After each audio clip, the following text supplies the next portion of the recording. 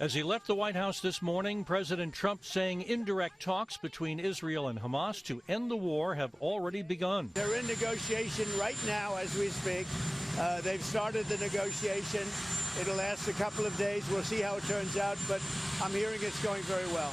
Negotiations between Israel and Hamas are set to take place Monday in Egypt. The White House says special diplomat Steve Witkoff and Trump's son-in-law, Jared Kushner, will be part of the U.S. team at those talks. Secretary of State Marco Rubio says this is the closest we've come to getting the hostages released, but acknowledged this is not yet a done deal. There's a lot of pitfalls along the way. There's some work to be done here. And our hope is that by the time our team gets to Cairo, 90% of this has been worked out, and we're just sort of finalizing the logistical piece.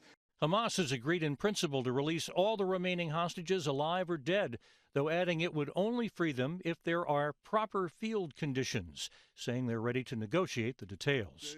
Israeli Prime Minister Benjamin Netanyahu says he hopes to announce the release of all remaining hostages from the Gaza Strip in the coming days. Thousands of demonstrators gathered in Tel Aviv with one message: it's now or never.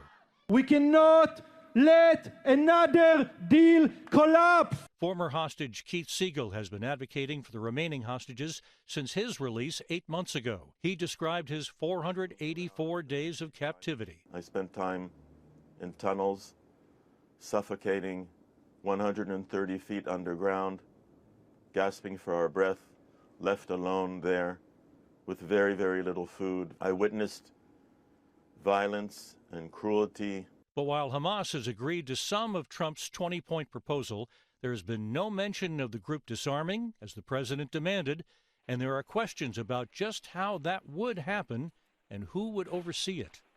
Chuck Sievertson, ABC News.